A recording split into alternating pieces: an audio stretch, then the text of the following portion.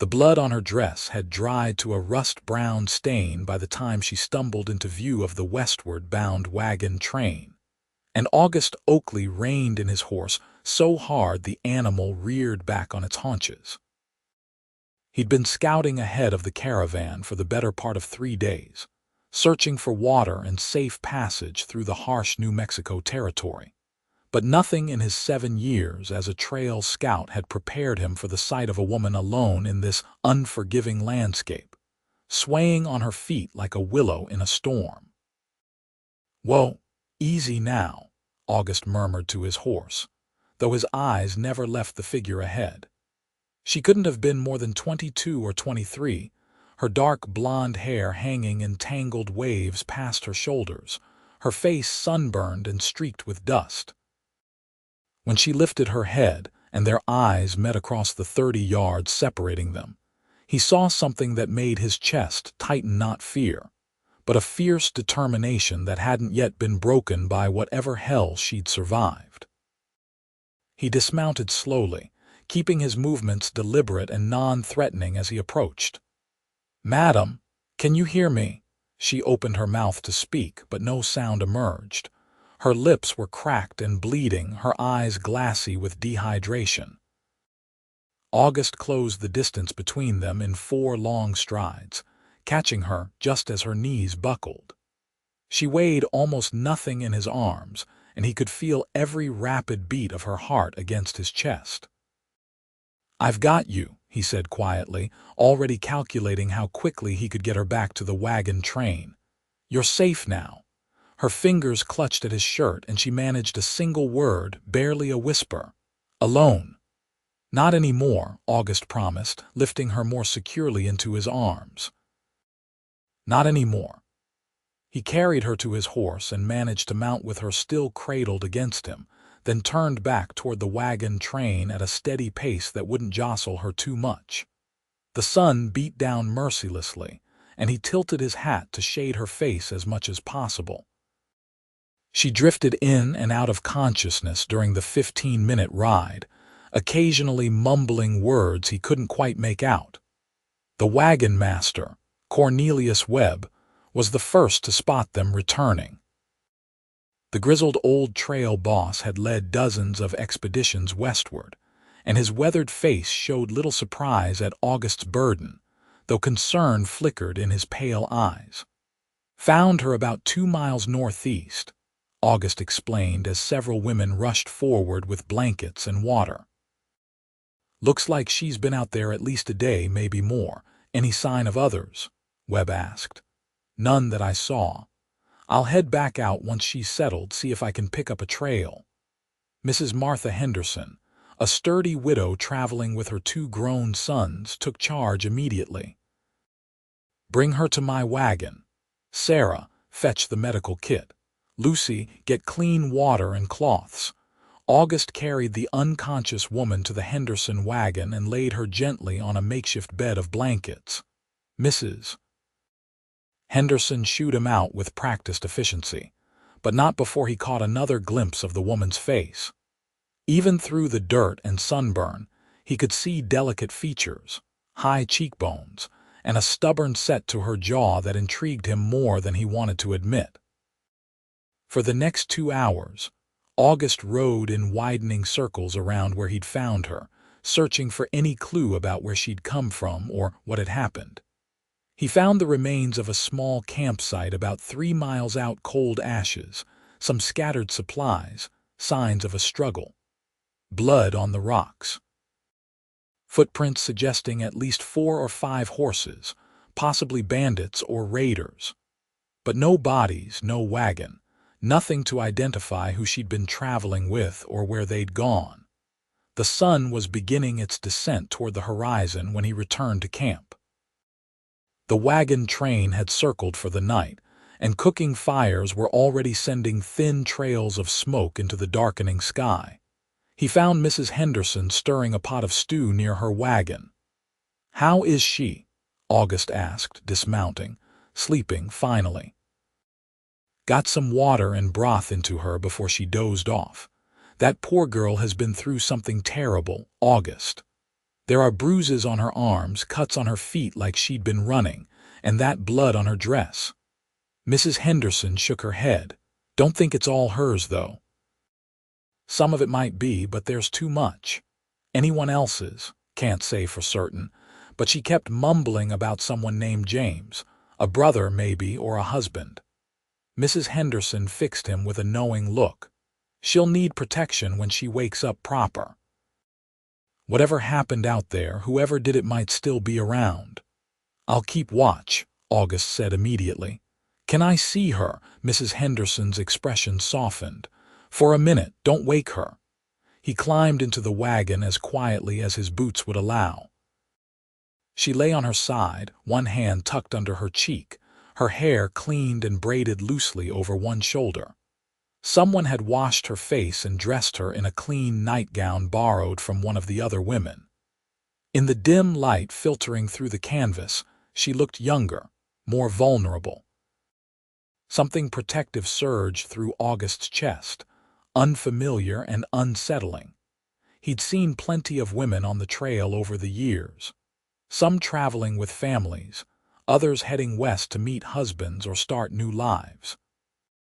He'd been polite, professional, occasionally friendly, but never interested in anything beyond ensuring their safe passage.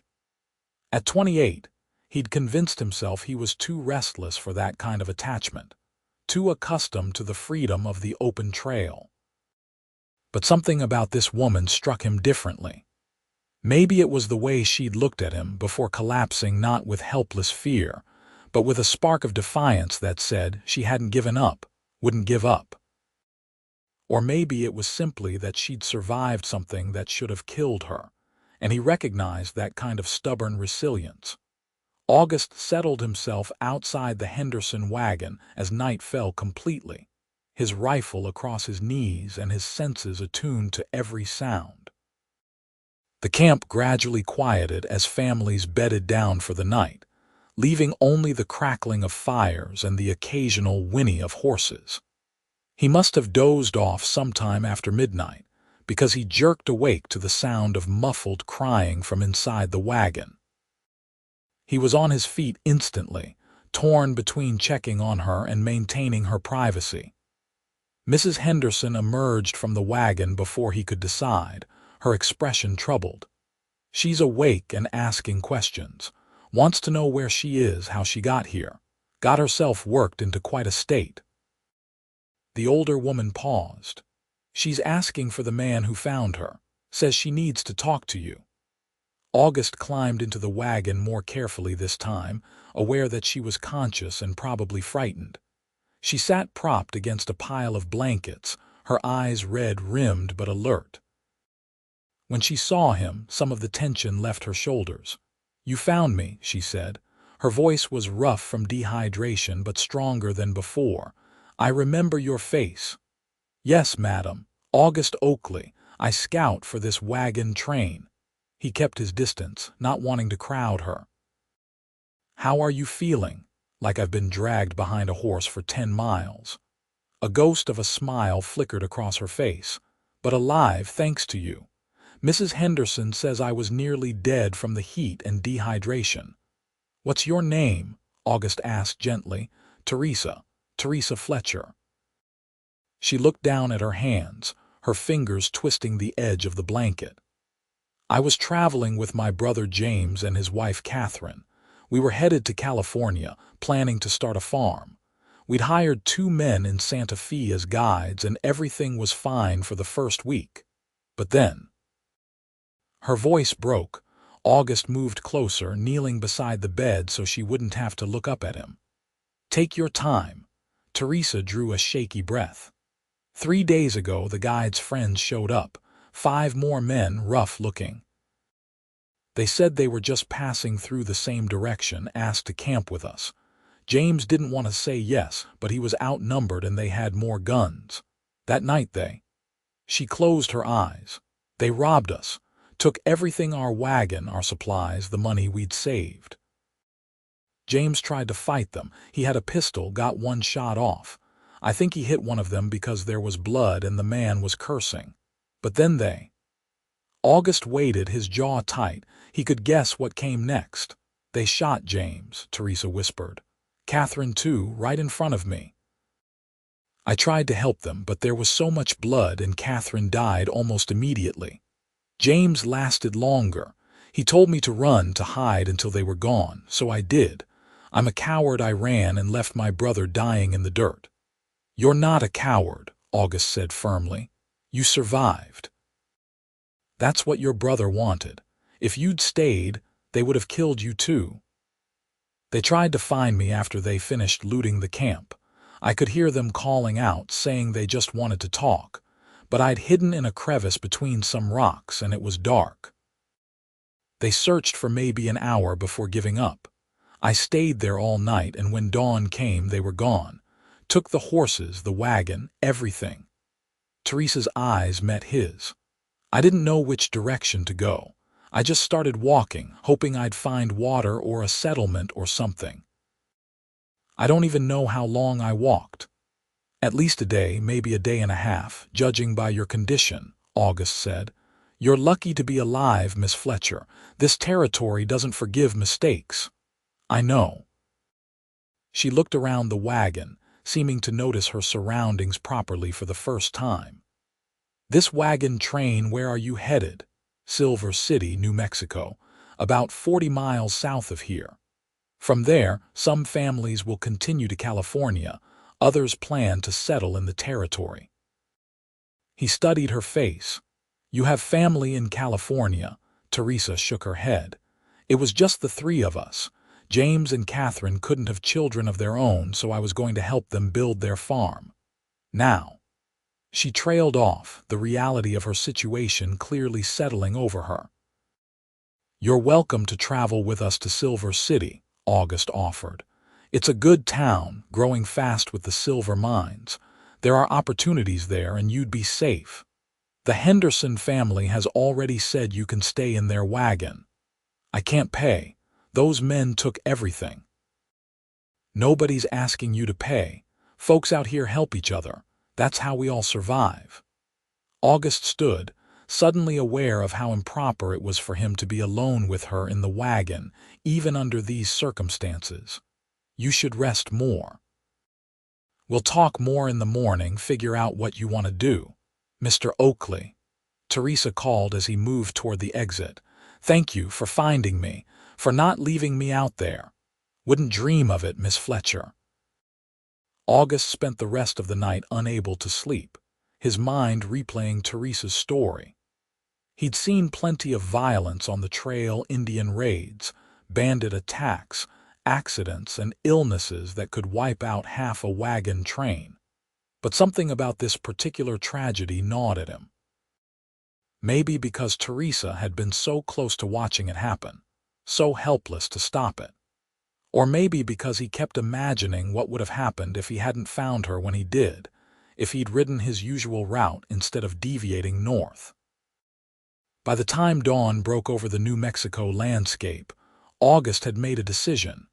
He found Cornelius Webb already awake, checking the oxen. "Need to talk to you about the Fletcher girl," August said without preamble. Webb straightened, his back cracking audibly. "Figured you might." "She tell you what happened?" August relayed Teresa's story, watching the wagon master's expression darken with each detail. When he finished, Webb spat into the dirt. "Sounds like the Crane gang. They've been working this territory for the past 6 months, robbing small parties like Miss Fletcher's. Too smart to take on a wagon train this size, but they prey on vulnerable folks." Webb's eyes narrowed. "You thinking what I think you're thinking? I want to track them. See if I can recover anything, maybe bring them to justice in Silver City. You're one man, August. Even if you find them, there's 7 of them by Miss Fletcher's count. I'm not planning to take them on alone. But I can track them, see where they're holing up, then bring the marshal from Silver City back with a posse." August crossed his arms. "They murdered 2 people in cold blood, Webb. They'll do it again if someone doesn't stop them. And what about your duties to this wagon train? I need my scout." You've got 2 more scouts. Billy and Frank know this route as well as I do. You're only 40 miles from Silver City. You could make it in 3 days, 4 at most. I'll meet you there." Webb studied him for a long moment. "This about justice or about impressing that girl? Does it matter?" "Suppose not," Webb sighed. "Fine. But you be careful, you hear me? Don't take any stupid risks. I've had you scouting for me for 7 years, and I'd hate to lose you over something foolish." "I'll be careful," August promised. He spent the morning preparing for the journey, checking his supplies and his weapons. Word spread through the camp about his plans, and several of the men offered to come with him, but he declined. A single rider could move faster and more quietly than a group, and he didn't want to put anyone else at risk. Teresa found him as he was saddling his horse. She'd borrowed a dress from one of the other women, a simple calico that was slightly too large for her frame. Her hair was pulled back in a practical bun, and though her face was still sunburned, she looked considerably better than she had the day before. "Mrs. Henderson told me what you're planning to do," she said. "You're going after them. Just tracking them for now. I'll bring back the law to handle the arrest. It's because of what I told you, because of James and Catherine." August tightened the cinch on his saddle.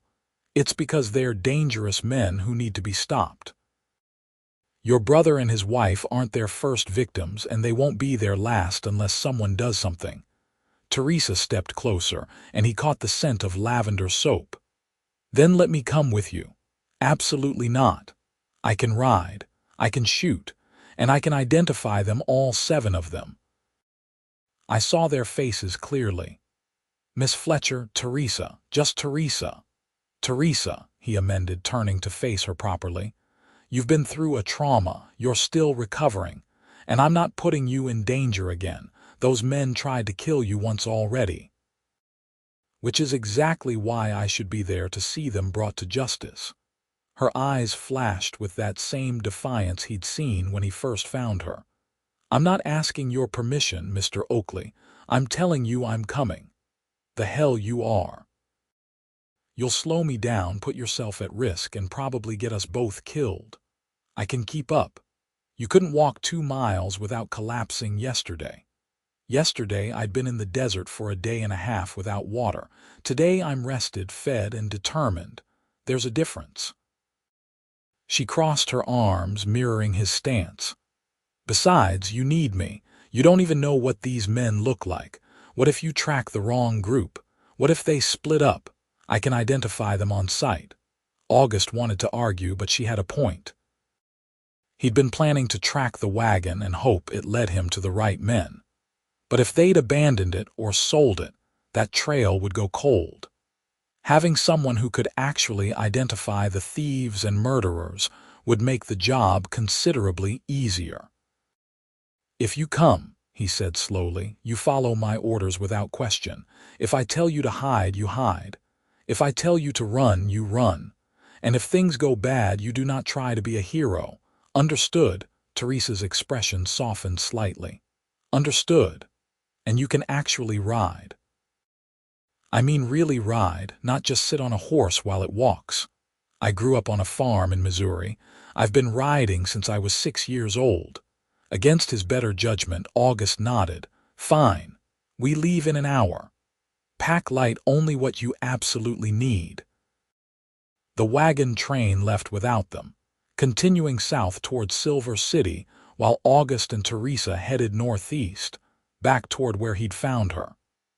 He set a steady pace, not as fast as he could have traveled alone, but faster than he'd expected given her recent ordeal. She sat her borrowed horse, a gentle mare named Daisy provided by Mrs. Henderson, with comfortable ease, and she didn't complain about the heat or the pace. They reached the abandoned campsite by mid-afternoon. Teresa dismounted before August could help her, her face pale as she took in the scene.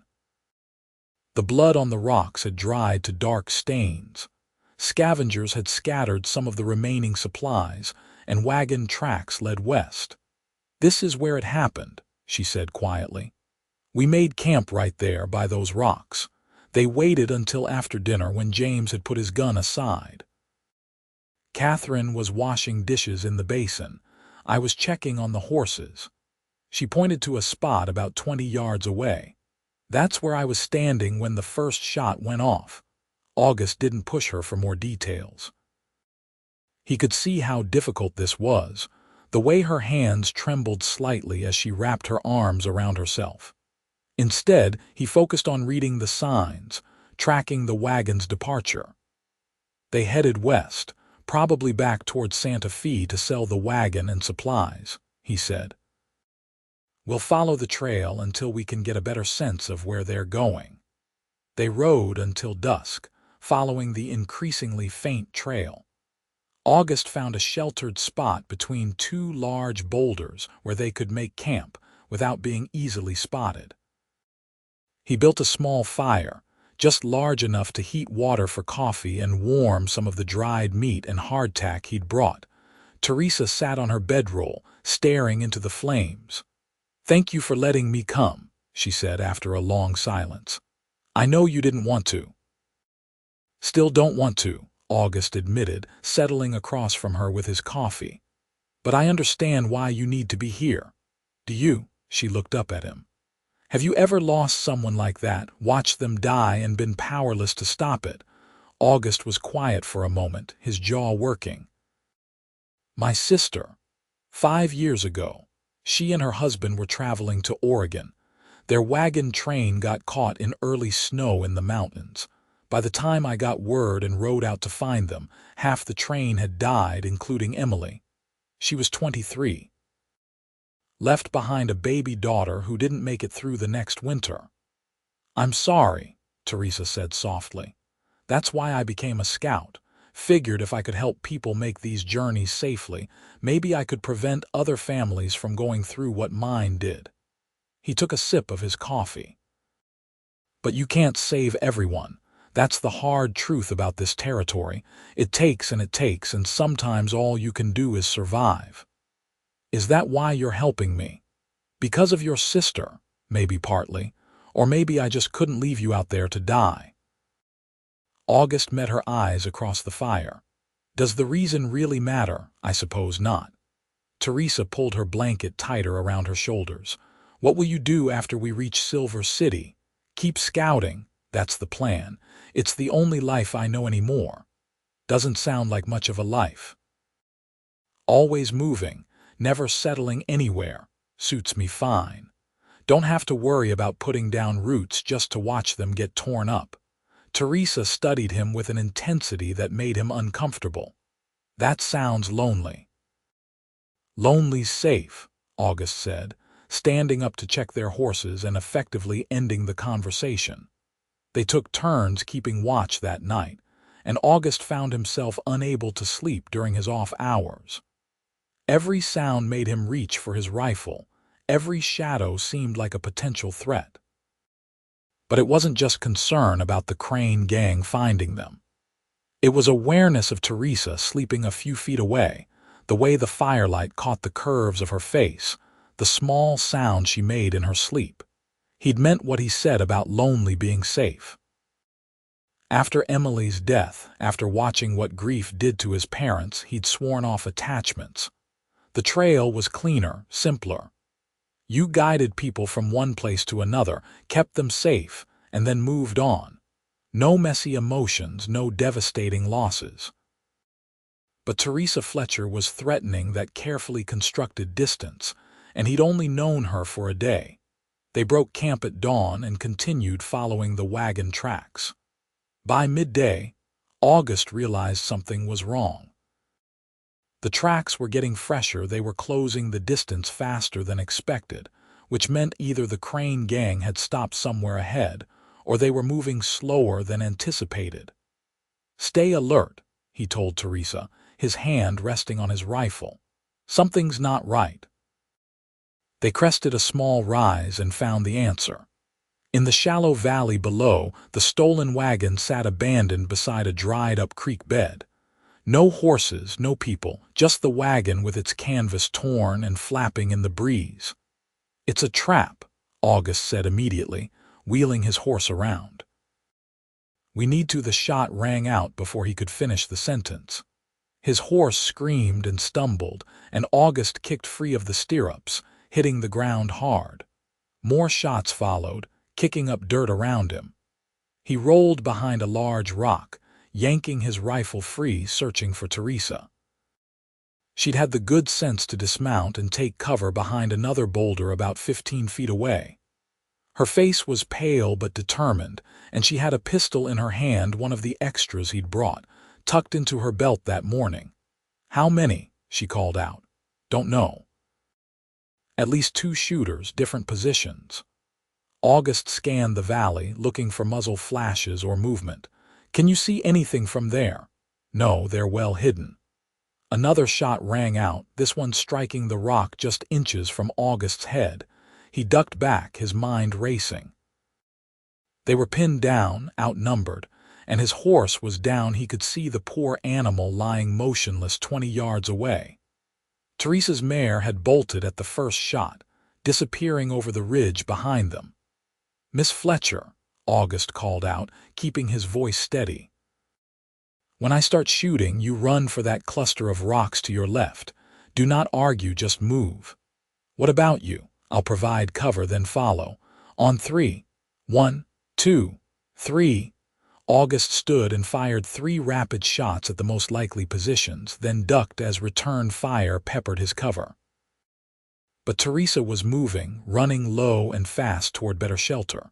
She made it safely, and August used the brief lull to sprint after her, sliding behind the rocks just as another volley of shots rang out. "You all right?" he asked, breathing hard. "Fine. You still in one piece?" August reloaded his rifle, counting his remaining ammunition. Not enough for a prolonged fight. "We need to get out of this valley. There's a ridge about 100 yards north. If we can reach it, we'll have the high ground. They'll cut us down before we get halfway." "Not if we're smart about it." August pointed to a series of boulders and outcroppings that formed a rough path toward the ridge.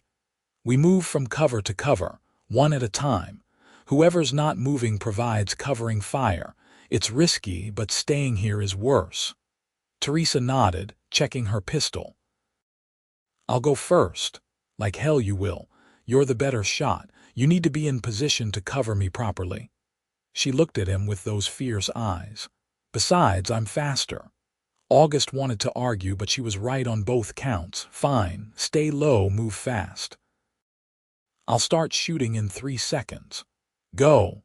He stood and fired as rapidly as he could aim, forcing the hidden gunmen to duck. Teresa took off like a jackrabbit, reaching the next boulder in seconds. August dropped back down, reloading while she provided covering fire for his advance. They leapfrogged like this, making steady progress toward the ridge while bullets whined around them. August was halfway to the next position when he heard Teresa scream. He turned in time to see a man emerge from behind a rock near her, grabbing her arm. Without thinking, August changed direction, running full tilt toward them.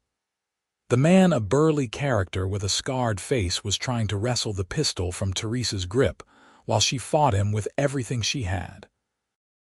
August covered the distance in seconds and slammed into the man with his full weight, sending all 3 of them tumbling to the ground. The impact knocked the wind out of August, but training and survival instinct took over. He rolled, came up with his fist already swinging, and caught the scarred man square in the jaw. The man's head snapped back, and August followed up with another punch, then grabbed his rifle and brought the stock down hard. The man went limp. "Are you hurt?" August asked Teresa, hauling her to her feet. "No, I'm fine, he just look out." August spun, bringing his rifle up. 2 more men were running toward them from different directions, guns drawn. He shot the first one, the sound impossibly loud in the confined space between the rocks.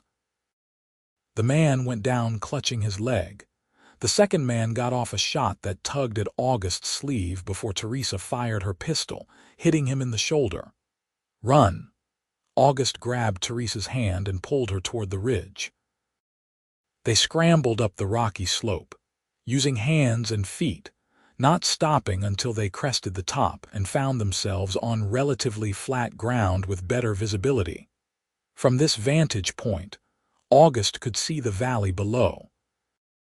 4 men, including the 2 they'd wounded, were regrouping near the abandoned wagon. 3 more were climbing the slope from different angles, trying to surround them.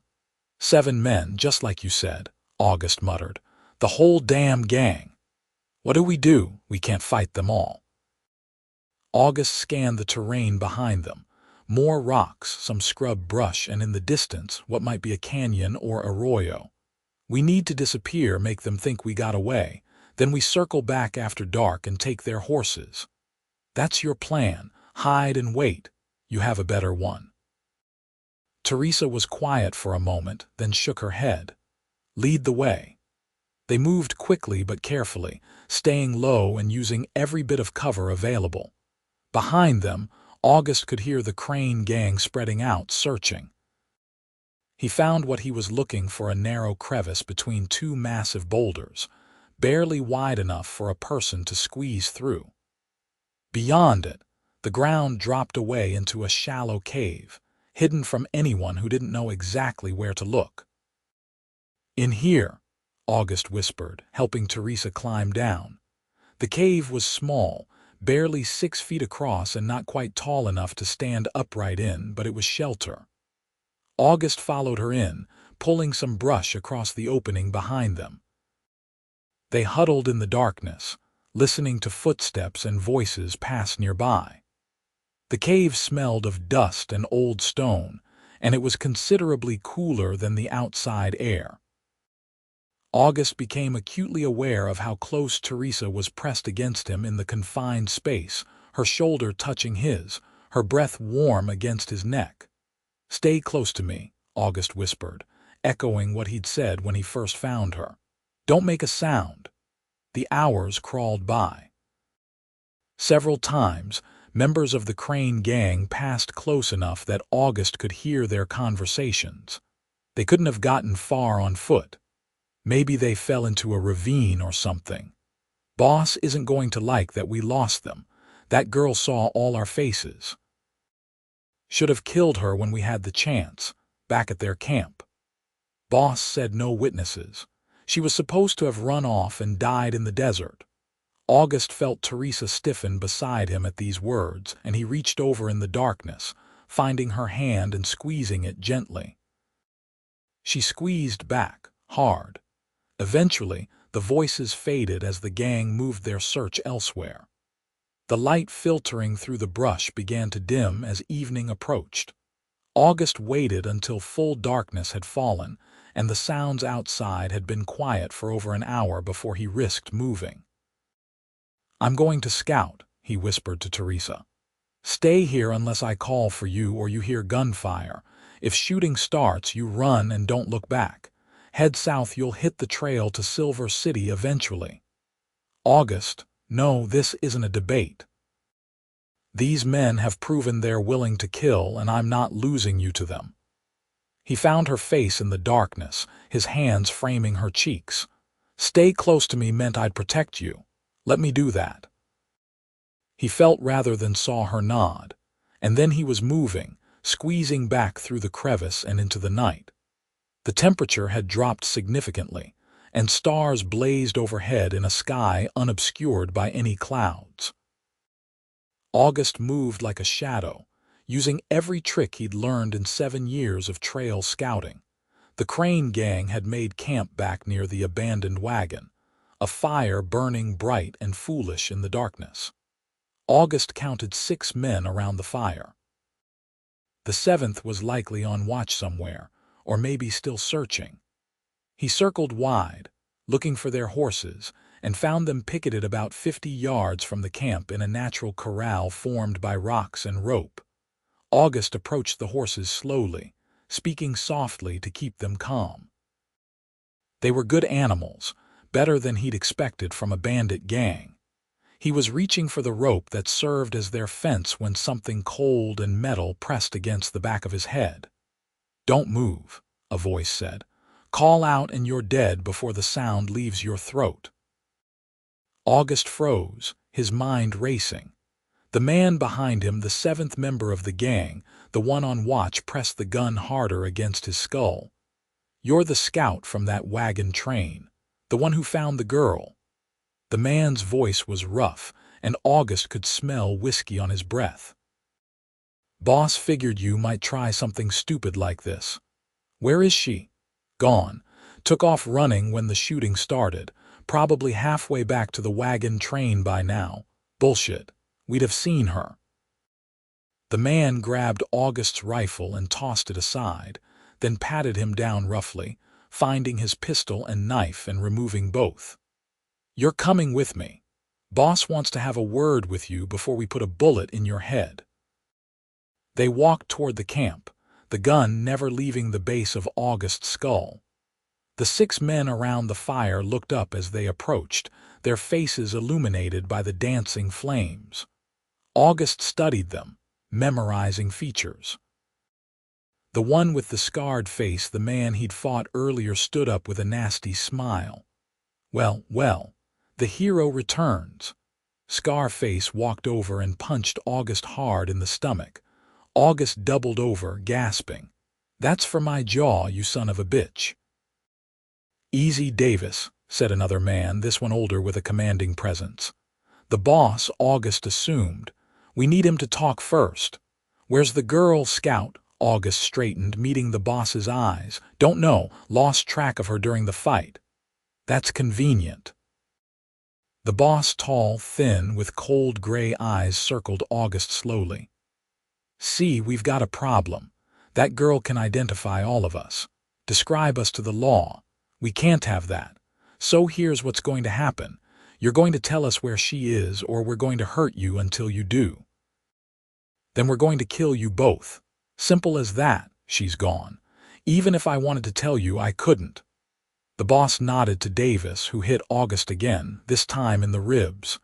Pain exploded through his side, and August tasted blood. "This can go on all night," the boss said conversationally. "And we've got nothing but time." They hit him again and again.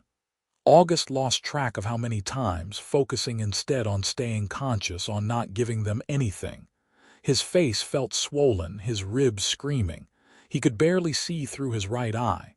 "Enough," the boss finally said. "He's not going to talk, and we're wasting time. Tie him up. We'll use him as bait. If the girl's still alive, she'll come for him. If not, we'll kill him at dawn and move on." They bound August's hands behind his back and tied him to a wagon wheel, leaving him propped in the dirt within sight of the fire but too far away to feel any warmth. The night grew steadily colder, and August's injuries throbbed with every breath. He watched the gang settle in, most of them rolling out bedrolls while 2 stayed on watch. Hours passed. August drifted in and out of consciousness, his head lolling. He thought about Teresa, hoped she'd stayed hidden, hoped she wouldn't try anything foolish. But part of him knew she wouldn't just abandon him. That fierce determination he'd seen in her wouldn't allow it.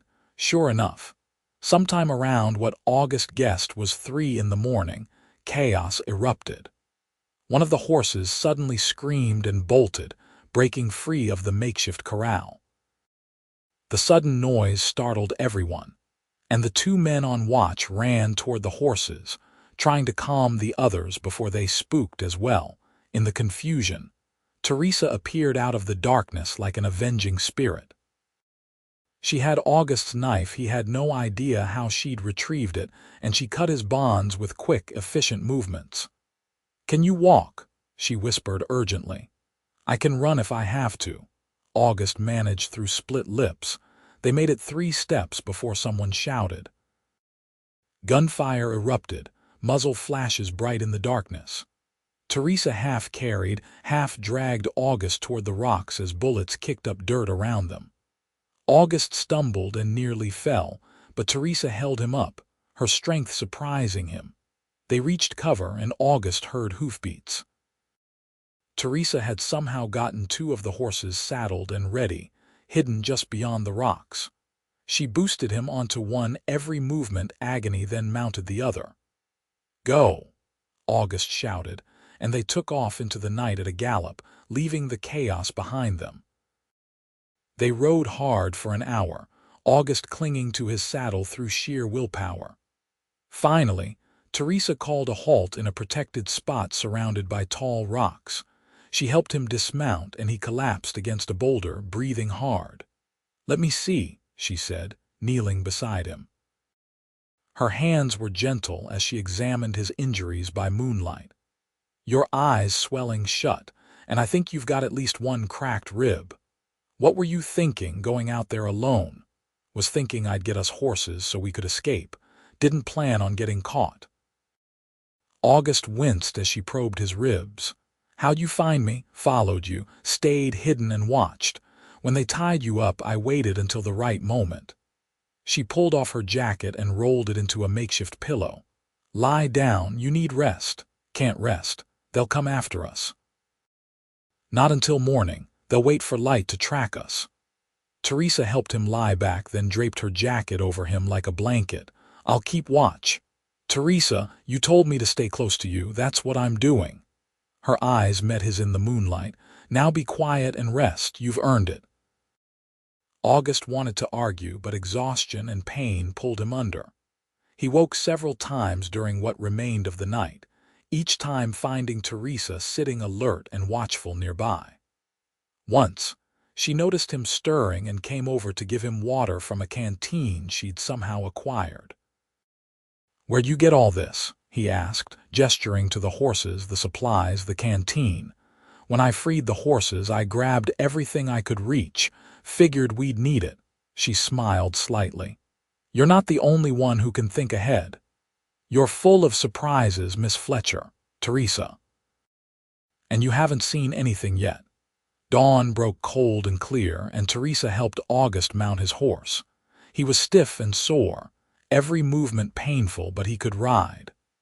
They headed south, toward Silver City, keeping to rough terrain that would make tracking them difficult.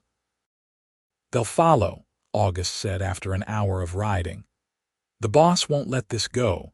We've seen their faces, stolen their horses, made fools of them. They'll want revenge. Let them come. We're closer to Silver City now than they are. If we can reach town, we can get the marshal and a posse." Teresa glanced at him. "Unless you think we should hole up somewhere and ambush them, with me barely able to sit a horse.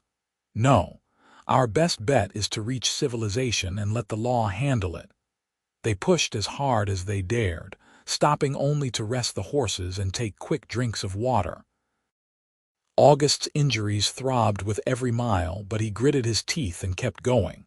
Teresa never complained, never flagged, her focus entirely on getting them to safety. By mid-afternoon, August spotted dust on the horizon behind them. Riders moving fast. "They're coming," he told Teresa. "At least 4 horses, maybe more." "How far to Silver City?" 10 miles, maybe 12. We can make it if we push the horses."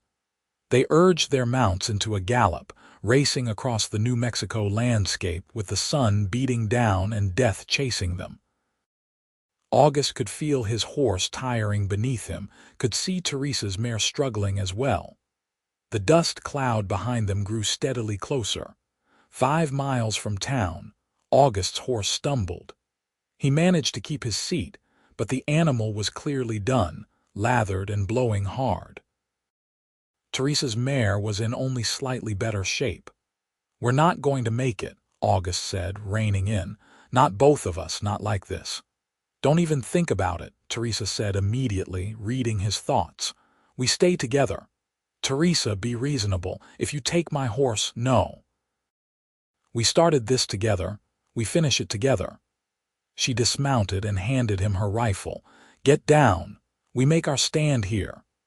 They found a defensible position among some rocks with a clear view of the approaching riders.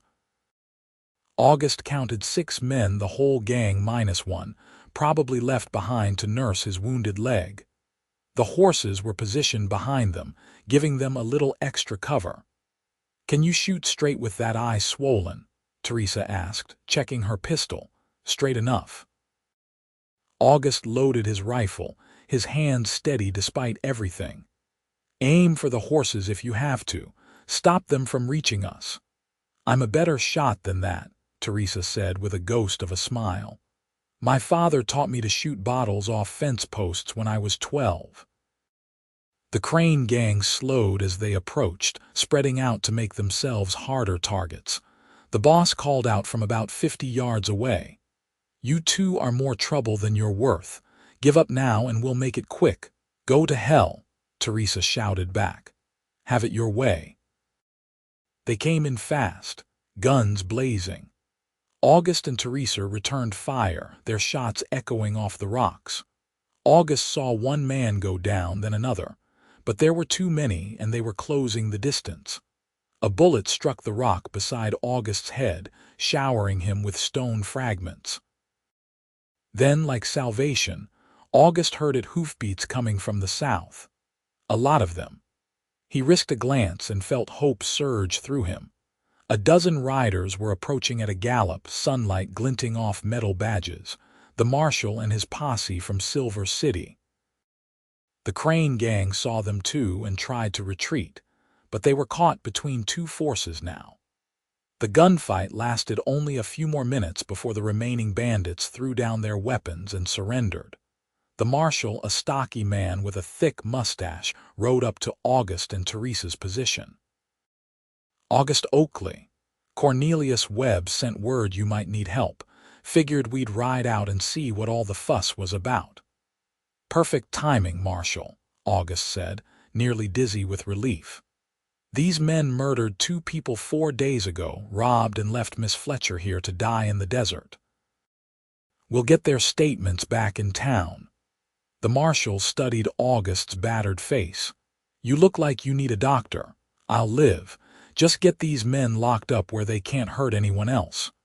The ride back to Silver City was a blur. August stayed in the saddle through sheer stubbornness, Teresa riding close beside him the entire way. The town appeared on the horizon like a mirage: real buildings, real streets, civilization. They'd made it. The doctor's office was the first stop. The physician, an older man named Dr. Harrison, clucked his tongue disapprovingly at August's injuries, but confirmed nothing was permanently damaged. 2 cracked ribs, extensive bruising, a black eye that would take weeks to fade, and some cuts that needed stitching. Dr. Harrison bound August's ribs, stitched his cuts, and gave him laudanum for the pain. "You're lucky to be alive, young man," Dr. Harrison said. "Another few hours of riding in this condition and you might have punctured a lung." Teresa, who'd refused to leave August's side during the examination, looked pale. "He'll be all right, though. He'll heal, with rest and proper care, yes, though he won't be doing any hard riding for at least a month." The doctor looked between them. "You two have a place to stay in town." "The Hendersons should still be here," August said. "Their wagon train was headed to Silver City. We can stay with them." As it turned out, the Henderson wagon train had arrived in Silver City the previous evening and was making camp on the outskirts of town. Mrs. Henderson took one look at August's condition and immediately declared that both he and Teresa would stay with her family until proper arrangements could be made. "You saved this young woman's life," Mrs. Henderson said firmly, "and she saved yours. That makes you both family as far as I'm concerned." No arguments. The next few days passed in a haze for August. The laudanum kept the pain manageable but made everything seem distant and dreamlike. He was aware of Teresa nearby, often sitting beside his bed, sometimes reading aloud from a book Mrs. Henderson had lent her. Once, he woke in the middle of the night to find her asleep in a chair beside him, her hand resting lightly on his arm as if to reassure herself he was still there. Cornelius Webb visited on the 3rd day, looking relieved to find August alive. "You scared 10 years off my life, boy. When the marshal rode out and found that mess, I thought for sure we'd lost you. Takes more than a few bandits to kill me, August said, though even talking hurt his ribs. How'd the marshal know where to find us? I told him where you'd gone and why. When he heard about the Crane gang, he rounded up a posse immediately. They've been hunting those bastards for months. Webb sat down heavily in the chair Teresa had vacated. The whole gang's locked up now. The boss and 2 others will hang for the murders. The rest will do hard time in territorial prison. Good. The marshal needs Miss Fletcher's testimony, though. She's the only witness to what they did to her brother and sister-in-law. She'll testify. She wants justice for them. Webb was quiet for a moment, studying August's face. You're sweet on her. I barely know her. Didn't answer my question. August sighed, immediately regretting it as pain shot through his ribs. It doesn't matter. Once I heal, I'll head back to the trail. She'll rebuild her life here or move on to California. That's how these things work. Does she know that's your plan? Hasn't come up. Maybe it should. Webb stood, settling his hat back on his head. Life's too short to let good things slip away, August. Your sister knew that. Shame you haven't learned it yet. After Webb left, August lay staring at the ceiling, thinking about his words. The truth was, he'd been avoiding thinking about the future, about what would happen once he healed.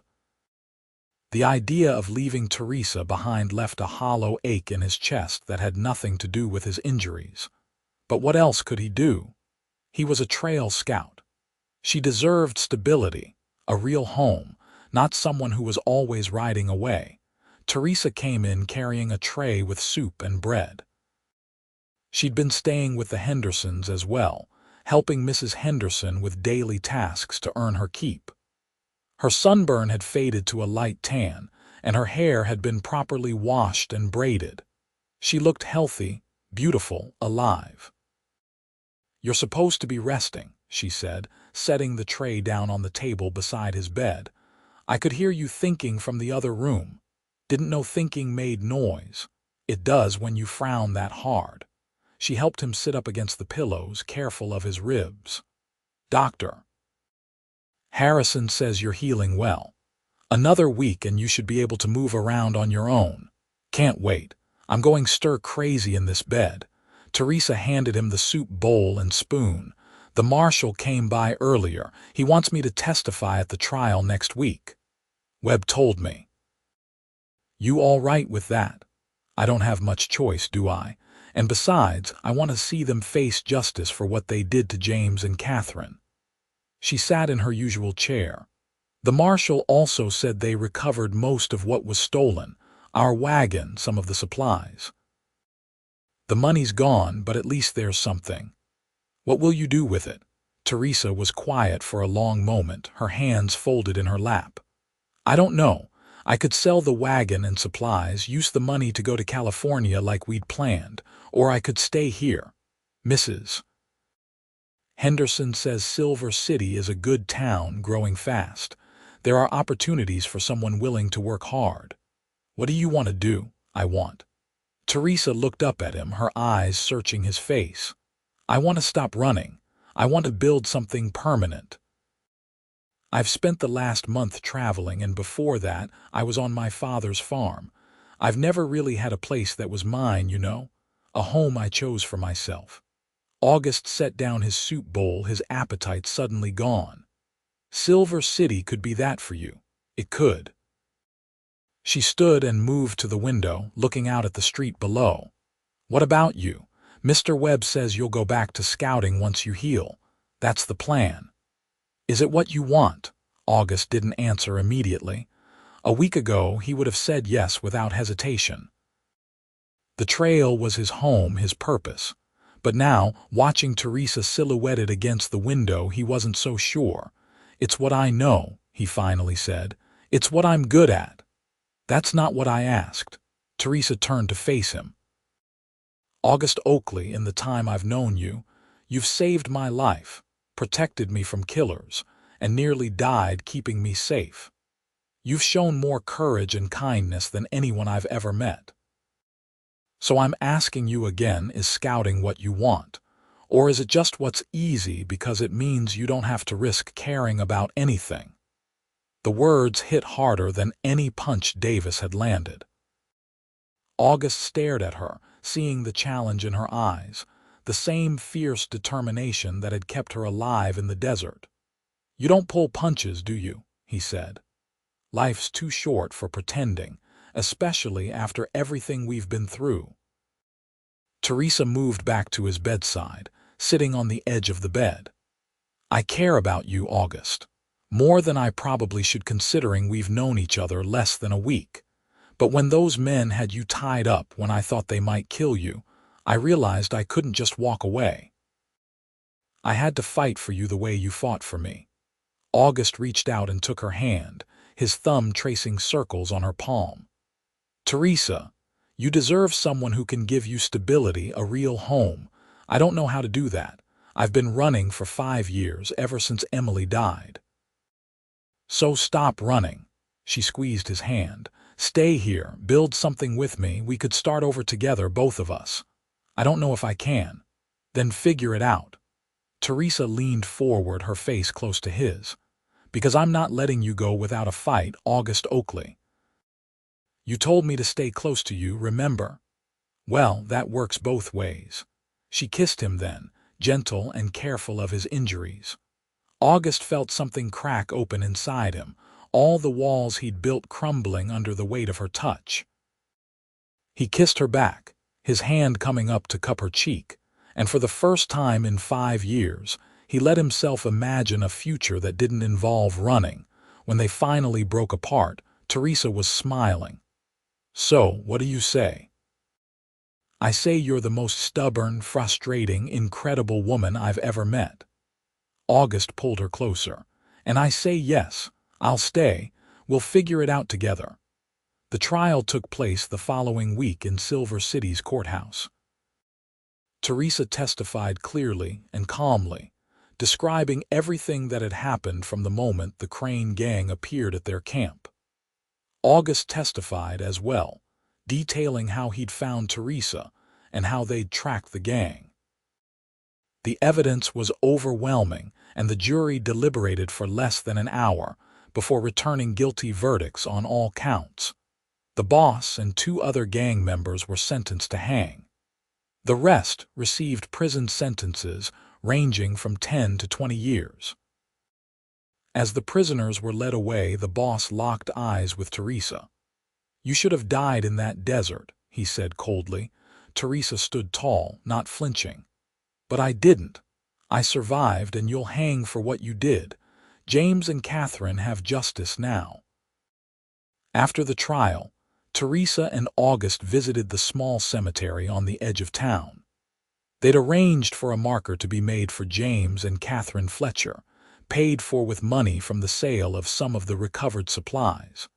Teresa laid wildflowers on the grave, her hand tight in August's. "They would have liked you," she said quietly. "James would have respected how you protected me. Catherine would have said we were meant to find each other. Maybe we were." August put his arm around her shoulders. "Everything that happened, as terrible as it was, led us here, together. Do you think it's wrong that I'm happy after losing them? No, I think they'd want you to be happy. That's what people who love you want." August kissed the top of her head. "Emily would have liked you too. You're strong like she was, stubborn, brave, refusing to give up no matter what." They stood there for a while, saying their silent goodbyes before walking back to town hand in hand. The Hendersons left for California 2 weeks later, once August was healed enough to help prepare the wagons. Mrs. Henderson cried as she said goodbye to Teresa, making her promise to write. "You take care of that young man," Mrs. Henderson said, dabbing at her eyes. "And he'd better take care of you or he'll answer to me." "Yes, madam," Teresa said, hugging the older woman. "Thank you for everything." Cornelius Webb also said his goodbyes, offering August one last chance to return to scouting. "Job's always open if you change your mind," Webb said. "You're the best scout I've ever had." "I appreciate that," August said, shaking the old man's hand, "but I'm exactly where I need to be." With the wagon train gone and the trial behind them, August and Teresa focused on building their new life. They sold the recovered wagon and supplies, combining that money with August's savings from 7 years of scouting. It was enough to buy a small piece of land on the outskirts of Silver City and start construction on a house. August discovered he enjoyed the work of building something permanent. Each beam he raised, each nail he drove, felt like a promise to Teresa and to himself that he was done running. Teresa worked alongside him, proving herself as capable with a hammer as she'd been with a pistol. The house came together slowly over the summer of 1882. It wasn't large, just 4 rooms, but it was theirs. They dug a well, built a small barn for the 2 horses they'd kept, and planted a garden that Teresa tended with careful attention. In August, fittingly, August Oakley and Teresa Fletcher were married by the town minister in a simple ceremony attended by their new friends and neighbors. Teresa wore a dress made by the town seamstress, pale blue with lace at the collar. August wore his best suit, nervous as any groom had ever been. "You're shaking," Teresa whispered as they stood before the minister. "Terrified," August admitted. "Never thought I'd do this. Too late to run now." "Don't want to run. Not from you. Never from you." They said their vows in clear, steady voices, and when the minister pronounced them husband and wife, August kissed Teresa with a joy he'd never imagined feeling. The small crowd cheered, and for the first time since Emily's death, August felt like he'd come home. Their first year of marriage was harder than either had expected. August took work as a deputy marshal, using his tracking skills to help find criminals and lost travelers. The pay was steady, and it kept him close to home most nights. Teresa took in sewing and helped at the general store, building friendships with other women in town. They learned each other's habits, their quirks and preferences.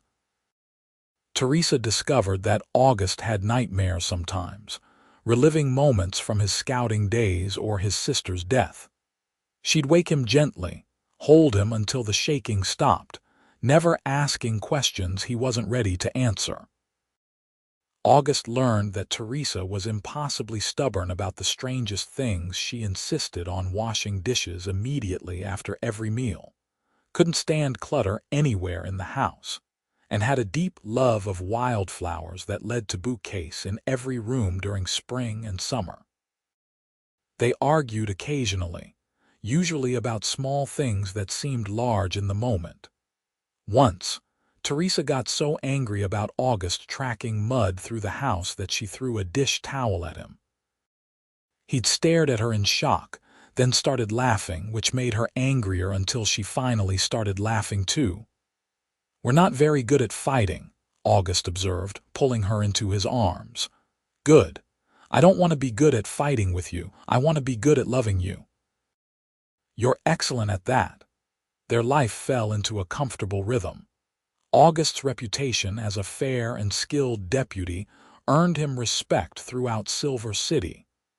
Teresa's kindness and willingness to help anyone in need made her beloved by the community. Together, they became fixtures in the town, the kind of couple people pointed to as an example of what love should look like. In the spring of 1883, Teresa realized she was pregnant. She told August one evening after dinner, watching his face carefully for his reaction. "A baby." August said, his voice strange. "We're having a baby, yes. Dr. Harrison confirmed it this morning. Are you happy?" August's face split into a grin so wide it made Teresa's heart soar. He picked her up and spun her around despite her protests, laughing like a child. "Happy." "Teresa, I'm terrified and thrilled and already worrying about every possible thing that could go wrong. So yes, I'm happy. I'm so damn happy I can barely stand it." They spent the next months preparing, August building a cradle from oak wood and Teresa sewing tiny clothes and blankets. The pregnancy was difficult at times, especially during the hot summer months, but Teresa refused to let it slow her down much. In October, their son was born after a long and difficult labor that left August pacing holes in the floor of the doctor's waiting room. When Dr. Harrison finally emerged to say both mother and baby were healthy, August nearly collapsed with relief. He entered the room to find Teresa exhausted but glowing, holding a tiny bundle wrapped in a blue blanket. The baby had a tuft of dark hair and August's nose, Teresa's eyes. "Meet your son," Teresa said softly. "I was thinking we could name him James after my brother, if that's all right with you." August's throat tightened. James is perfect.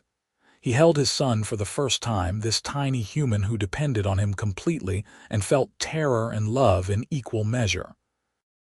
James yawned and made a small sound, and August was lost. Every wall he'd ever built, every bit of distance he'd tried to maintain from the world, crumbled completely under the weight of his love for this child and the woman who'd given him life. "I never thought I'd have this," August whispered, tears running down his face. "A family, a home. I thought I'd lost my chance when Emily died." "You didn't lose your chance. You just had to wait for the right time, the right person." Teresa reached up to wipe his tears. "We found each other, August. Against all odds, we found each other." Baby James proved to be a relatively easy child, though he kept them busy enough. August found he didn't mind the sleepless nights or the constant needs.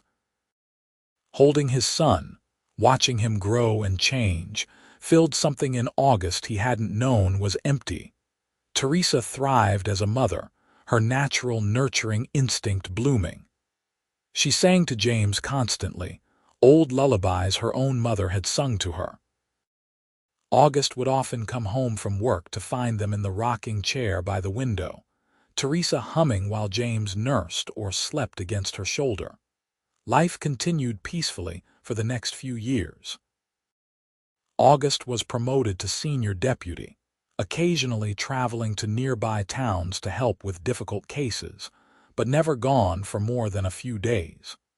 Teresa expanded her sewing business, making dresses for half the women in Silver City. James grew into a curious, energetic toddler who looked more like his father every day. In 1886, Teresa became pregnant again. This time, she knew what to expect, and the pregnancy was easier. Their daughter was born in April 1887, a tiny thing with a full head of blonde hair and lungs that could wake the entire house.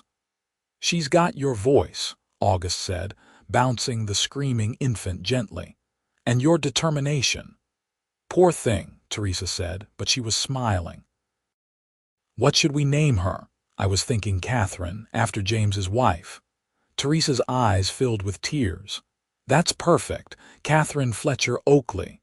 With 2 children, their small house felt even smaller, but they made it work. James, now almost 4, was fascinated by his baby sister and would sit beside her cradle for hours, talking to her in his serious little boy voice. August built an addition onto the house, expanding it to include a proper second bedroom and a larger kitchen. Teresa planted more flowers, expanded the garden, and filled their home with warmth and love. They celebrated their 5th wedding anniversary in the summer of 1887 with a quiet dinner after the children were asleep.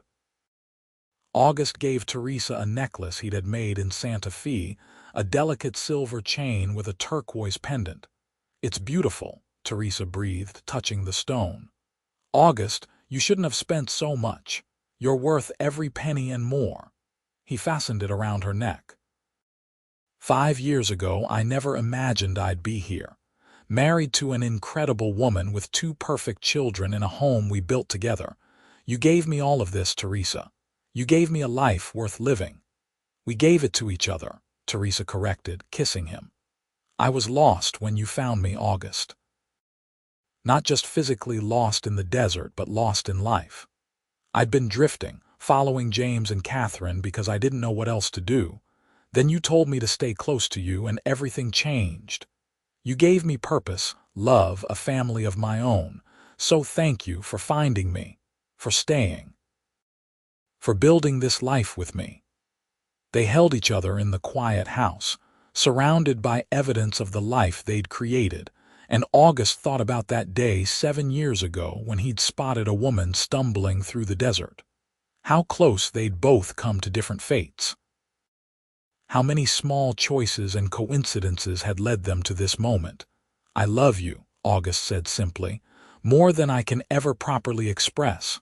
I know you show me every day." Teresa pulled back to look at him. "And I love you forever and always." The years continued to pass, marked by the small joys and challenges that filled any family's life. James started school, proving to be bright and curious like both his parents. Catherine grew into a spirited little girl who kept them all on their toes. In 1890, when James was 7 and Catherine 3, August was offered the position of marshal. The previous marshal was retiring, and the town council unanimously agreed that August was the right man for the job. "It's more responsibility," August told Teresa as they discussed it in bed one night. "More danger, too, sometimes. If you don't want me to take it, I'll turn them down." "Do you want it?" Teresa asked. "I think so. I like the work, like helping people, keeping the town safe. And the pay increase would help with the children's education." "Then take it. You'll be wonderful at it." Teresa snuggled closer to him. "Just promise me you'll be careful. These children need their father, and I need my husband." "Always," August promised. "I'm not going anywhere." As marshal, August worked to maintain law and order in Silver City as it continued to grow. The silver mines brought more people, more businesses, more opportunities, and occasionally more crime. But August handled each situation with fairness and integrity, earning him respect from all corners of the community. Teresa continued to be his partner in every way that mattered. She listened when he needed to talk about difficult cases, offered advice when he struggled with decisions, and provided a peaceful home to return to after hard days. Their marriage deepened with each passing year, built on friendship and trust as much as passion. In 1893, Teresa surprised them both by becoming pregnant again. At 34, she hadn't expected to have more children, but she embraced it with her usual grace. 3 children, August marveled, his hand on her growing belly. "We're going to need a bigger house." "Or we could add another room to this one," Teresa suggested. "I like this house. It's where we started our life together." So August built another addition, creating a 3rd bedroom and expanding the living area. James and Catherine helped where they could. James at 11 tall enough to hand his father tools. Catherine at 6 mostly getting in the way but trying her best. Their second son was born in December, a Christmas baby who came into the world quietly, barely crying at all. He had Teresa's blonde hair and a calm disposition that was immediately apparent. "We'll name him William," Teresa decided. "After my father. He would have loved being a grandfather." "William Oakley," August said, holding his youngest son. "Welcome to the family, little man." Life with 3 children was chaotic and exhausting, and more wonderful than either August or Teresa could have imagined. Their house was always full of noise and laughter, of children playing and learning and growing. James showed an interest in his father's work, often accompanying August on routine patrols around town. Catherine inherited her mother's love of sewing and was already creating simple stitches at age 7. William was too young yet to show clear preferences, but he loved music, always smiling when Teresa sang. August looked around his dinner table one evening in 1895 and felt overwhelmed by gratitude. James was 14 now, growing into a fine young man. Catherine was 8, bright and funny. William was 2, babbling cheerfully in his high chair while flinging food everywhere. And Teresa sat at the other end of the table, her eyes meeting his with the same love and warmth they'd held on their wedding day 13 years earlier. "What are you thinking about?" Teresa asked, noticing his expression.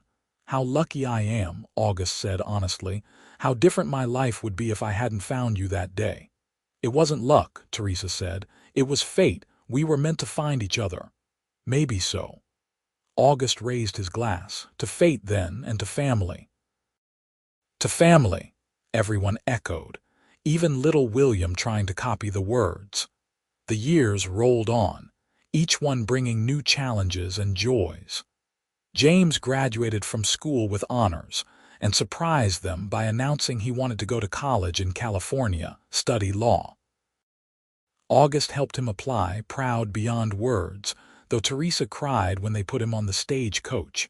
"Our baby's all grown up," she sniffled against August's shoulder. "First of 3, August reminded her, though his own eyes were damp. "And he'll be back. Silver City's his home."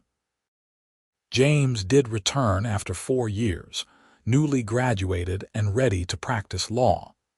He set up an office in Silver City, the town's first proper attorney, and August was probably his first client needing help navigating some land dispute. The trial brought in several new clients for James, and soon he was busy defending cases throughout the territory. Catherine showed an interest in medicine, spending time with Dr. Harrison when he'd allow it. By age 15, she was assisting him with basic treatments and showing real aptitude for healing.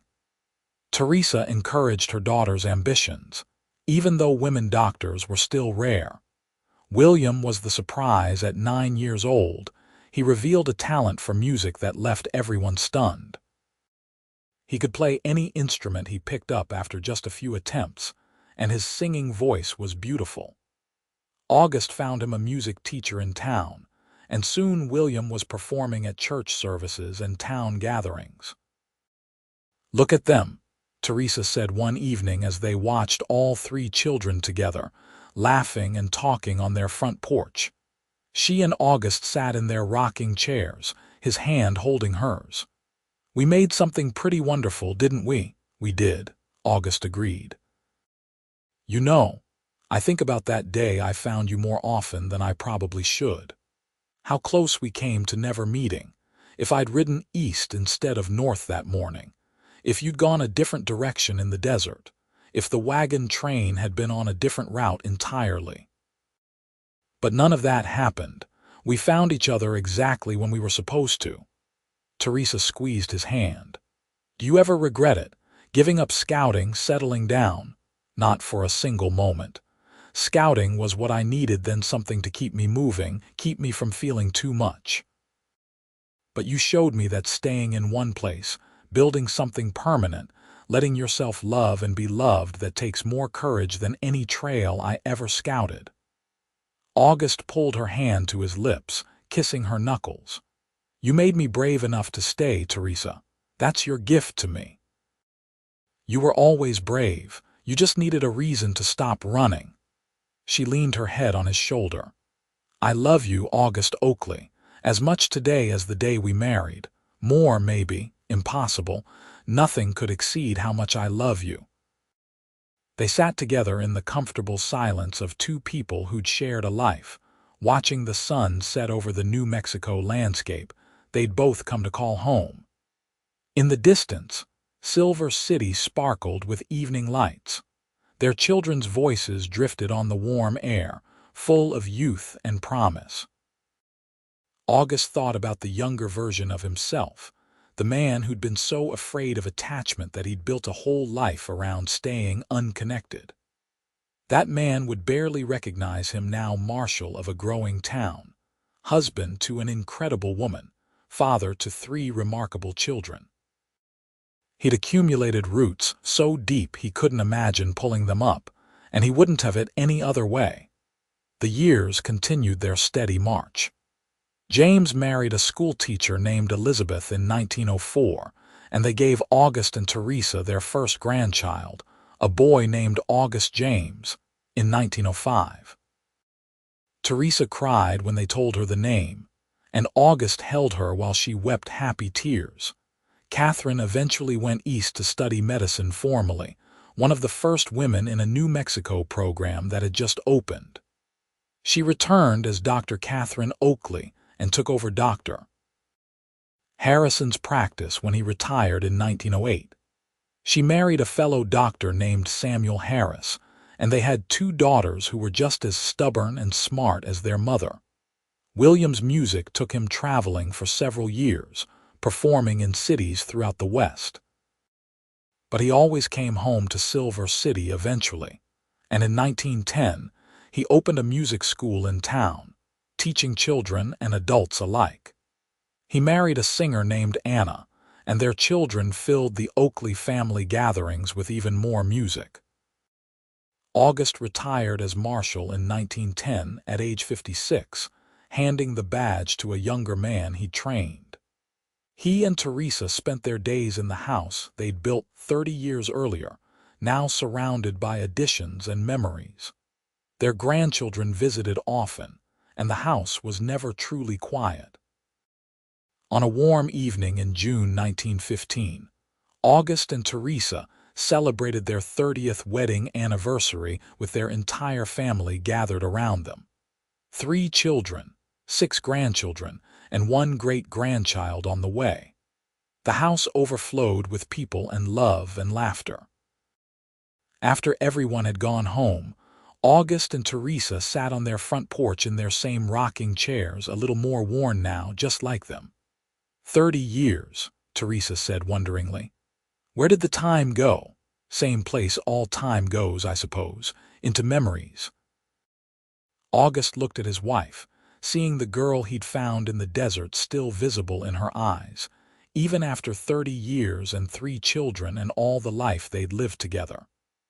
Her hair was more gray than gold now, lines marking her face, but to him, she was as beautiful as ever. Any regrets? Teresa asked, echoing their conversation from years earlier, only that we don't have another 30 years ahead of us. August took her hand. I'd live it all again every moment, the good, the hard, all of it, as long as I got to do it with you. We still have time, Teresa said. Not 30 years maybe, but enough. Enough to watch our grandchildren grow. Enough to enjoy what we've built together. Enough to love each other. More than enough, August agreed. They rocked together in silence, watching the stars come out over the New Mexico sky. August thought about everything that had led to this moment, finding Teresa against all odds, choosing to stay when every instinct told him to run, building a life and a family and a home that had exceeded his wildest dreams. Thank you, August said quietly. For what? For not dying in that desert, for being stubborn enough to follow me when I told you to stay behind, for giving me a reason to stop running, for 30 years of love and family and home, for everything. Teresa's eyes shimmered with tears. Thank you for finding me, for telling me to stay close to you, for keeping that promise every day for 30 years, for building this life with me, for loving me. Always, August promised, the same promise he'd made 30 years ago, forever and always. They kissed as the stars wheeled overhead. 2 people who'd found each other in the harshest landscape and built something beautiful from survival. Their story had started with tragedy and desperation, but it had transformed into love and family, and a legacy that would continue through their children and their children's children. August Oakley had been a man running from pain when he found Teresa Fletcher dying in the New Mexico desert. She'd been alone, abandoned and barely clinging to life. But together, they'd found strength, purpose, and a love that defined both their lives. Years later, August would tell his grandchildren the story of how he found their grandmother, though he left out the more frightening details. He described the moment he spotted her stumbling through the harsh landscape, how he'd told her to stay close to him, and how she'd listened. "Your grandmother saved my life as surely as I saved hers," he'd say. "She taught me that courage isn't about never being afraid. It's about being afraid and building something anyway. She taught me that home isn't a place, it's the people you choose to love." Teresa would add her part of the story, describing how August had appeared like a miracle when she'd lost all hope, how his words, "Stay close to me," had become the foundation of their entire life together. Their grandchildren would listen with wide eyes, never tiring of the tale, asking to hear it again and again. And August and Teresa would oblige, because the story of how they found each other never got old. It was a reminder that sometimes the worst moments of your life can lead to the best ones, that survival is just the beginning of the story, and that love, real, deep, lasting love, was worth every risk. August Oakley died peacefully in his sleep in 1922 at age 68, surrounded by his family. Teresa held his hand until the very end, and her last words to him were the same ones she'd spoken 35 years earlier. "I love you, forever and always." Teresa lived another 3 years, long enough to see 2 more great-grandchildren born, long enough to pass on the stories and the love to another generation. When she died in 1925 at age 66, her children buried her beside August in the Silver City Cemetery, under a headstone that read, "Teresa Fletcher Oakley, beloved wife, mother, and grandmother. She stayed close to him and he stayed close to her. Forever." Their story became a legend in Silver City, the tale of the marshal and the woman he found in the desert, who built a life and a legacy that lasted generations. Their house still stood decades later, a landmark, a reminder that love and determination could create something permanent even in the harshest landscape. And on warm summer evenings, when families gathered on their porches and stars began to appear in the darkening sky, grandparents would tell their grandchildren about August and Teresa Oakley, about survival and love, and staying close to the people who mattered. The story lived on, just as their love did, a testament to 2 people who found each other against all odds and chose each other every day for the rest of their lives.